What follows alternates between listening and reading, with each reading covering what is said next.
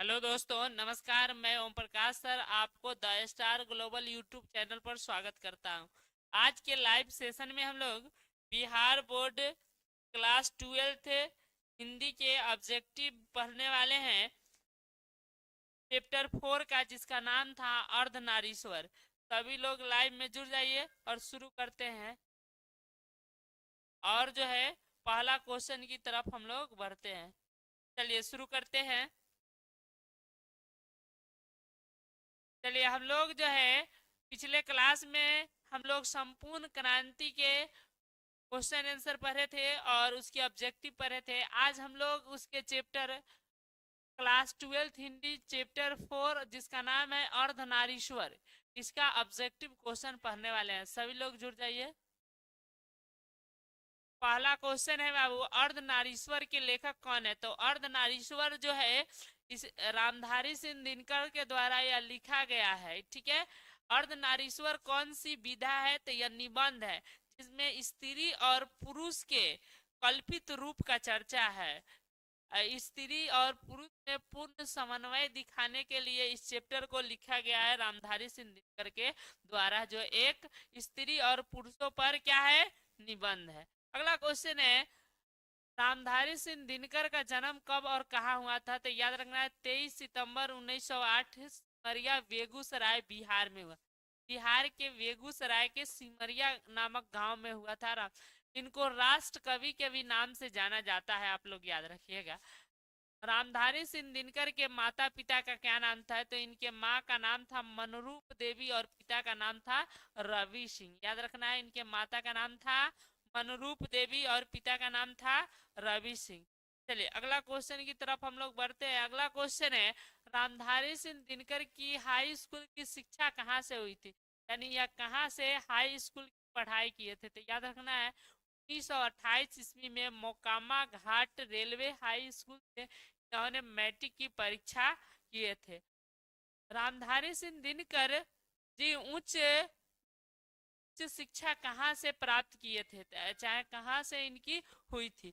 तो 1932 ईस्वी में पटना कॉलेज से इन्होंने बीए ऑनर्स इतिहास में यह किए हुए थे। यानी पटना कॉलेज से 1932 में बीए ऑनर्स किए हुए थे। चलिए अगला क्वेश्चन है, रामधारी सिंह दिनकर किस स्कूल के प्रधानाध्यापक रह चुके हैं? मैंने कौना स्कूल के जो है ये प्रिंसिपल रह चुके हैं? तो याद रखना है HI स्कूल बरबीघा के या प्रिंसिपल रह चुके हैं। आगे है, रामधारी सिंह दिनकर किस विश्वविद्यालय के प्रोफेसर रह चुके हैं? तो आपको बता दे, बिहार विश्वविद्यालय मुजफ्फरपुर में है, जिसका नाम है डॉक्टर भीमराव अंबेडकर बिहार विश्वविद्यालय मुजफ्फरपुर, इसके या हिंदी के प्रोफेसर रह चुके हैं। चलिए अगला क्वेश्चन की तरफ हम लोग बढ़ते हैं। अगला क्वेश्चन है, रामधारी सिंह दिनकर किस विश्वविद्यालय के उप कुलपति रह चुके हैं? कुलपति माने होता है जो यूनिवर्सिटी, पूरे यूनिवर्सिटी का मालिक होता है, सबसे हेड, उसको कुलपति कहते हैं। और उसके जो अनुपस्थिति में काम करता है उसको उप कुलपति कहते हैं। तो रामधारी सिंह दिनकर जो है भागलपुर विश्वविद्यालय के उप कुलपति रह चुके हैं। आगे है, रामधारी सिंह दिनकर की पहली कविता कब प्रकाशित? तो याद रखना है 1925 में इनकी पहली कविता प्रकाशित हुई और जिस पत्रिका में वह शामिल हुई थी उसका नाम था छात्र सहोदर। इस पत्रिका में जो है क्या हुई थी, इनकी पहली जो है कविता प्रकाशित हुई थी। कि पहली कविता संग्रह था। चलिए अगला क्वेश्चन आ ही गया, रामधारी सिंह दिनकर की पहली कविता पुस्तक कौन सी थी? प्रंगभंग। जो 21 साल की अवस्था में इन्होंने पहला किताब कविता संग्रह लिखा था उसका नाम था प्रंगभंग। चलिए अगला क्वेश्चन की तरफ हम लोग बढ़ते हैं। अगला क्वेश्चन है, रामधारी सिंह दिनकर की प्रमुख काव्य कृतियां कौन कौन सी है? मैंने ये कौन कौन से काव्य लिखे हैं, कविताएं लिखे हैं और कविताओं का संग्रह है? तो इनका है प्रंगभंग, रेणुका, हुंकार, रसवंती, क्षेत्र। ये जो कोस्ट में ईसवी सन लिखा है उस समय ये प्रकाशित हुआ, जैसे प्रंगभंग 1929, ठीक है, रेणुका 1925, ठीक है, रश्मि रथी, नील कुश, परशुराम की परीक्षा, प्रतीक्षा, मलता और कवित्व, हारे को हरिनाम इत्यादि इनकी काव्य संग्रह है, यानी इत्यादि इनकी कविताओं का बुक है। ठीक है, अब इनकी कहानी संग्रह कौन कौन सी है इसके बारे में हम लोग जानते हैं। रामधारी सिंह दिनकर की प्रमुख काव्य गद्य कृतियां कौन कौन सी है। गद्य मैंने कहानी वाला या निबंध होगा। ठीक है, मिट्टी की ओर, अर्धनारीश्वर, अर्धनारीश्वर को याद रखिएगा 1952 में ही प्रकाशित। संस्कृति के 4 अध्याय, काव्य की भूमिका, व्हाट पीपल, शुद्ध कविता की खोज, दिनकर की डायरी इत्यादि इनकी सबसे श्रेष्ठ काव्य कृति है संस्कृति के 4 अध्याय। और सबसे जो यह गद्य कृति है, और जो है इनकी काव्य कृति सबसे श्रेष्ठ है उर्वशी। ठीक है, उर्वशी इनकी जो है क्या है, सबसे श्रेष्ठ काव्य कृति है और गद्य कृति है संस्कृति के 4 अध्याय। यह दोनों पुस्तक पर उनको पुरस्कार मिल चुका है। आगे क्वेश्चन भी आएगा, दिनकर जी को किस पुस्तक पर साहित्य अकादमी पुरस्कार मिला है, तो संस्कृत के 4 अध्याय। और दिनकर जी को, रामधारी सिंह दिनकर जी को जो है किस पुस्तक पर भारतीय ज्ञानपीठ पुरस्कार मिला है, तो याद रखना है वर्षी पर उनको भारतीय ज्ञानपीठ पुरस्कार मिला हुआ है।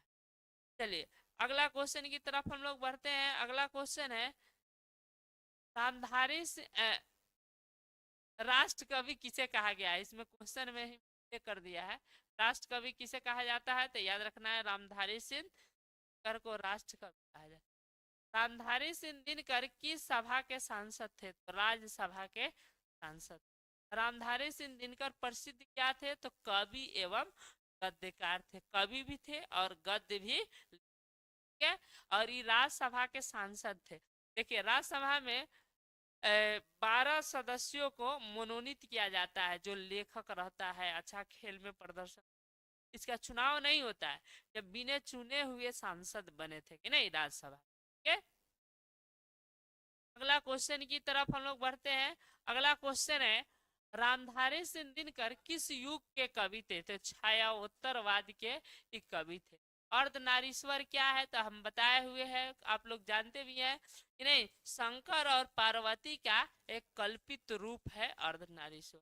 दिनकर जी किस काल के कवि थे, तो आधुनिक काल के यह कवि थे। ठीक है, अगला क्वेश्चन की तरफ हम लोग बढ़ते हैं। अगला क्वेश्चन है, दिनकर जी को कौन सा राष्ट्रीय सम्मान मिला था, राष्ट्रीय पुरस्कार कौन मिला था, याद रखना है इनको पद्म विभूषण सम्मानित किया गया था। आगे है, किसने कहा था जब पुरुष जो है जब नारी के गुण को लेता है तब देवता बन जाता है, किंतु नारी जो है नर को गुण है तो वह राक्षसी हो जाती है।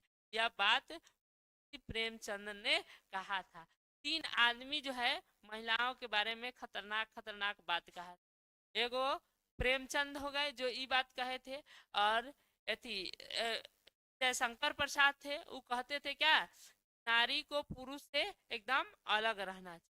और एक थे रविन्द्रनाथ टैगोर, वो कहते थे नारी शिक्षा दीक्षा लेके क्या करेगी, नहीं का सुंदर बनने में उसकी क्या। अगला क्वेश्चन की तरफ हम लोग बढ़ते हैं। अगला क्वेश्चन है, अर्धनारीश्वर में किस गुण का समन्वय होता है, कौन से गुण का समन्वय होता है, तो नर और नारी दोनों के गुण का समन्वय होता है अर्धनारीश्वर। आगे है, बुद्ध के प्रिय शिष्य कौन थे, याद रखना है आनंद। बुद्ध के सबसे प्रिय शिष्य थे आनंद, जिसको गौतम बुद्ध जब नारियों को भिक्षुणी होने का अधिकार दिया था, उन्होंने कहा था कि हे आनंद, जो मैंने यह धर्म चलाया था यह 5000 सालों तक चलता, किंतु अब 500 साल चले गया, क्योंकि मैंने नारियों को भिक्षुणी होने का अधिकार दे दिया। ठीक है, आगे है, दिनकर जी के अनुसार पति विचार है तो पत्नी क्या है, भावना है। पति अगर विचार है तो दिनकर जी के अनुसार पत्नी क्या है, अगर पति वृक्ष है तो पत्नी लता है, ये नहीं। आगे है, बुद्ध और महावीर ने नारियों को कौन सा अधिकार दिया, भिक्षुणी, यानी महिला भी साध्वी हो सकती, लेकिन आज भी बहुत सारे धर्म है उसमें जो है महिलाओं को भिक्षुणी चाहे साध्वी, जैसे हिंदू धर्म को ही ले लिया जाए तो पुरुष तो साधु हो सकता है, महिला नहीं हो सकती, आज भी बहुत सारे। लेकिन बुद्ध बुद्ध माने बौद्ध धर्म और जैन धर्म में महिलाओं को साध्वी होने का अधिकार है। ठीक है। चलिए अगला क्वेश्चन है, किसने अपने जीवन के अंतिम दिनों में नारीत्व की साधना किए थे? तो गांधी जी नारीत्व की साधना किए थे। इस पर उनकी एक पोती थी जो किताब भी लिखी है, जिसका नाम है बापू मेरी माँ है, कि नहीं? क्या नारीत्व के गुण को साधना किए थे। अगला क्वेश्चन है, आ ही गया, बापू मेरी माँ है, यह पुस्तक किसने लिखा है? तो गांधी जी की पोती ने लिखा है, बापू मेरी माँ है, कि नहीं?